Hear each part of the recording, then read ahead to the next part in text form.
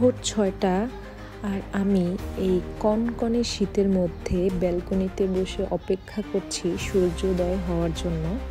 শুনেছি নাগরকোটে হিমালয়ের বুক চিরে সূর্য উঁকি দেয় এবং সেই সকালটা দেখার জন্য আমি এই কনকনে ঠান্ডার মধ্যে অপেক্ষা করছি, দেখি কি আছে কপালে।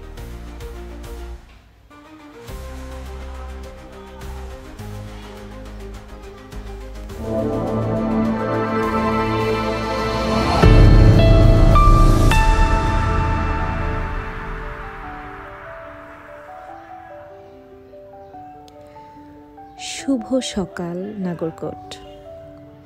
হ্যালো এভরিওয়ান, আসসালামু আলাইকুম।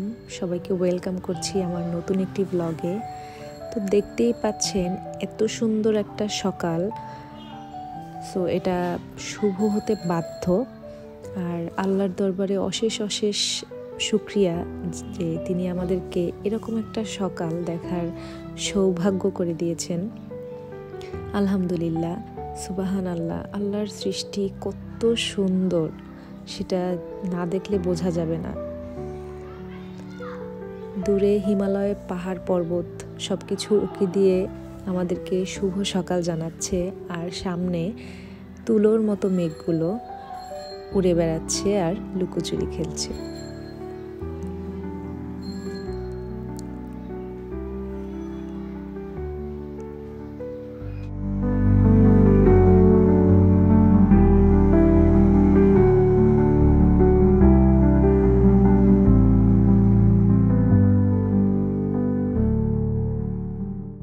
আশা করছি আমার আজকের ব্লগটা কেউ না টেনেই পুরোটা দেখবেন, কারণ আমি যখন এডিট করছিলাম তখন আমি একটা ক্লিপও কেটে ছোট করতে পারছিলাম না যে আমি কোথা থেকে কাটবো, কি কাটবো। কারণ A to Z এত সুন্দর, মানে মুখে আসলে আমি ভাষায় প্রকাশ করতে পারবো না। আপনারা চোখ দিয়ে অলরেডি দেখতেই পাচ্ছেন।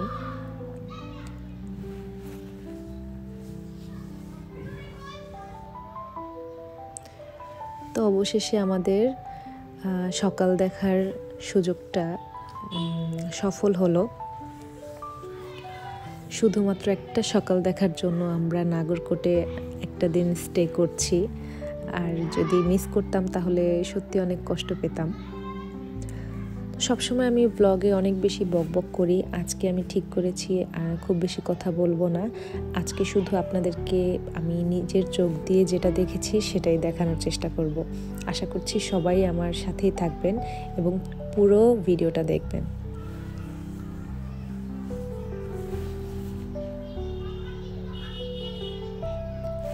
আর ভিডিওটা দেখতে দেখতে যেটা না বললেই নয়, যারা আমার চ্যানেলে নতুন তারা প্লিজ আমার চ্যানেলটি সাবস্ক্রাইব করে পাশে থাকবেন, আর যারা আমার পেজে নতুন তারা অবশ্যই আমার পেজে ফলো দিয়ে লাইক, কমেন্ট, শেয়ার করে সাথে থাকবেন।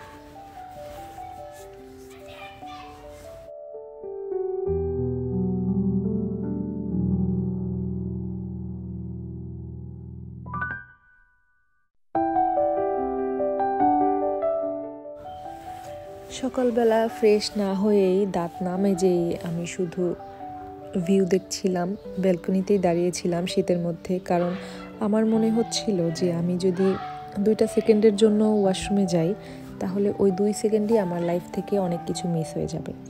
সো আমি ঝটপট ছাদে এসে পড়েছি, ছাদ থেকে ভিউটা কেমন আসে দেখার জন্য। এবং হ্যাঁ, ছাদ থেকে ভিউটা আরও সুন্দর আসে। এই যে ধোঁয়াশা ধোঁয়াশা দেখতে পাচ্ছেন, অলরেডি আমরা মেঘের মধ্যে ঢুকে গিয়েছি, সেজন্য এরকম দেখাচ্ছে। এরকম মেঘ সাজেকেও দেখা যায়, তবে পার্থক্যটা হচ্ছে সাজেকে মেঘগুলো আপনার বরাবর থাকে, চোখের সামনে থাকে, আর এখানে আপনি মেঘগুলোর অনেক উপরে, মানে মেঘগুলো হচ্ছে পায়ের নিচে। সো এই দুইটা ডিফারেন্স আমি খেয়াল করেছি। আর সাথে যে মাউন্টেন ভিউটা, এটা তো পুরোটাই অন্যরকম, এটা তো কোনো কিছুর সাথেই কম্প্যারিজন হয় না।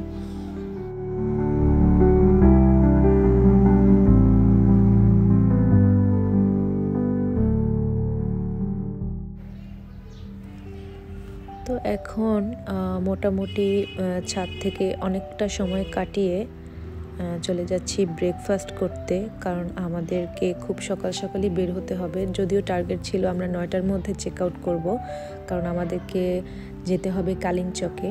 সো অনেক সময় হাতে নিয়ে বের হতে হবে। কালিংচক নাগরকোট থেকে প্রায় 5-6 ঘন্টার ডিস্টেন্স। আর যেহেতু মাঝখানে আমরা কিছু জায়গায় স্টে করব, ছবি তুলব, স্টে করব না আর কি, থামাবো গাড়ি, ছবি তুলব, ভালো লাগলে সেখানে একটু দেখব, আবার লাঞ্চ করব। সো আমাদেরকে সাজেস্ট করা হয়েছিল যে সকাল সকালই বের হতে। তো সেজন্য সকাল সকাল রেডি হয়ে চলে এসেছি ব্রেকফাস্ট করতে।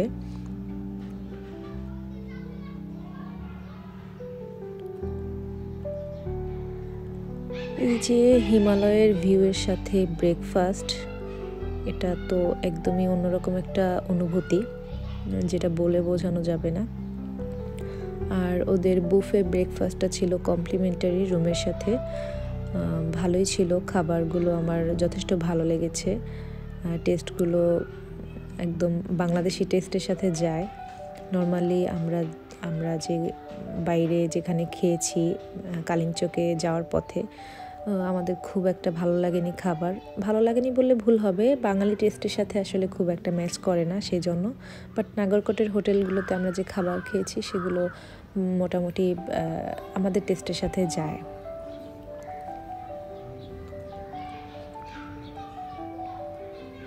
তো হিমালয়ান ভিলা রিসোর্টটা হচ্ছে একটা 3 স্টার হোটেল।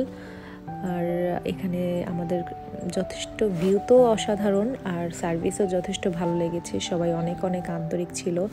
আর মিস্টার হীরা, ওনার কথা তো গতকালকেই বলেছিলাম যে উনি একদম আমাদের ট্যুর গাইডের মতো কাজ করেছে, যদিও এটা ওনার ডিউটি ছিল না, কারণ উনি আমাদেরকে সর্বোচ্চ হোটেলে যতক্ষণ থাকি ততক্ষণ সার্ভিস দিতে পারতেন বা সাজেশন দিতে পারতেন। বাট এন্টায়ার জার্নিটা হোয়াটসঅ্যাপে ওনার সাথে আমরা কন্ট্যাক্ট করে যাই, এবং যার ফলে আমাদের অনেক অনেক টাইম কনজিউম হয় যে কোনো জায়গায় যাওয়ার।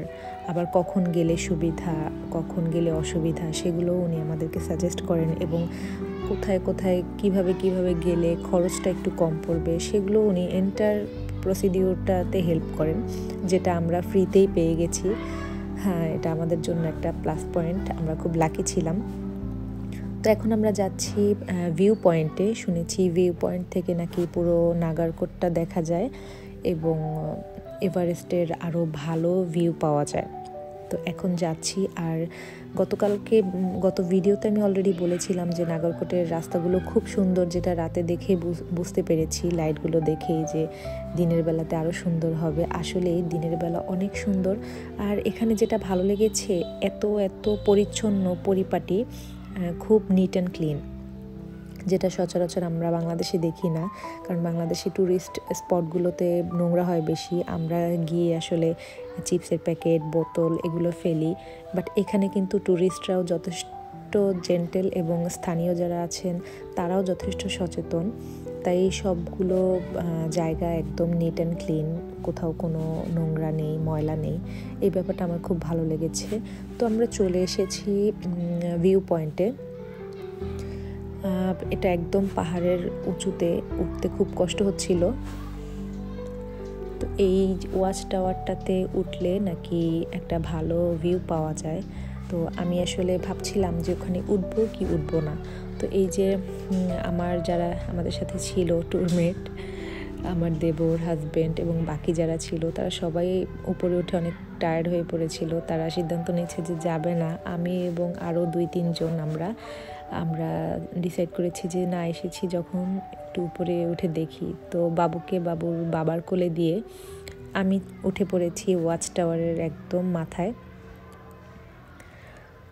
তো এই যে দেখা যাচ্ছে, হ্যাঁ সত্যি এখান থেকে ভিউটা অনেক বেটার আসে, যেটা আমরা ব্যালকনি থেকে পাচ্ছিলাম না রিসোর্টের।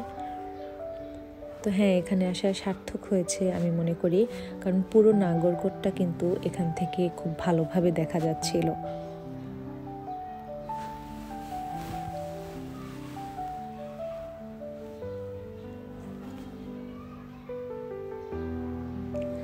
যতই ডে লাইট বাড়ছিল, হিমালয়গুলো চকচক চকচক করছিল, একদম মানে সাদা পাথরের মতো লাগছিল। এগুলো কিন্তু বরফে ঢাকা, তো বরফগুলো মনে হচ্ছিল যেন রিফ্লেক্ট করছিল। যাই হোক, ওখান থেকে আমরা বের হয়ে এসেছি। যেহেতু আমাদের হাতে খুব বেশি সময় নেই, সব জায়গায় আমাদেরকে অল্প অল্প সময় দিতে হবে। তো এখানে সামনে লোকাল যে মার্কেট, এখানে অনেক অনেক food, local food plus chips, chocolate, এগুলো আমরা কালেক্ট করে নিয়েছি। বাসে বসে খাবো, কারণ আমাদেরকে যেহেতু অনেক লং জার্নি করতে হবে, সো রাস্তায় কখন কি পাই না পাই তার তো কোনো গ্যারান্টি নেই। তাই খাবার সাথে থাকলে এমার্জেন্সি টাইমে আমাদের কাজে লাগবে। সেই জন্য আমরা এখান থেকে চিপস, চকলেট, তারপরে ড্রিঙ্কস এগুলো কিনে নিয়ে গিয়েছিলাম। এই যে নাগরকোট থেকে কালিংচকের রাস্তা তো ভয়াবহ সুন্দর, মানে রাস্তার দিকেই তাকিয়ে থাকতে ইচ্ছা করবে। এটাও একটা দেখার, মানে দেখতে দেখতে যাওয়ার মতো একটা রাস্তা।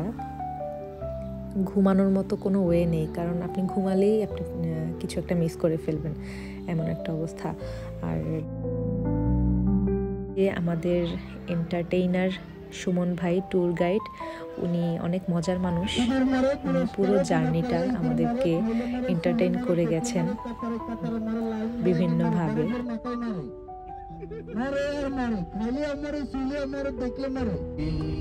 সাদা সাদা কালা কালা রং জমেছে সাদা কালা, সাদা সাদা কালা কালা রং জমেছে সাদা কালা।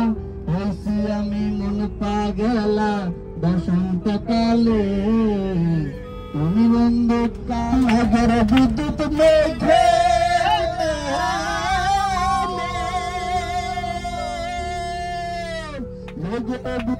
মেঘে কালে না পায় আমি কালার হারায় কালার হারায়। যেতে যেতে পথের মাঝখানে এমন একটা জায়গা দেখে আমরা সবাই থেমে গেলাম। জায়গাটা একটু দেখলাম ঘুরে ঘুরে, চারপাশটা অনেক সুন্দর ছিল। আর এই যে এই জায়গাটাতে একটা মার্কেট, এখান থেকেও আমরা কিছু খাবার নিলাম। এই যে জিলিপিটা নিলাম, ওরা এটাকে জিলাপি বলে। সো এটা কিন্তু খুব টেস্ট ছিল। আর এই জায়গাটায় আমরা থেমেছি এবং এখানে পথের মধ্যে লাঞ্চ করেছি।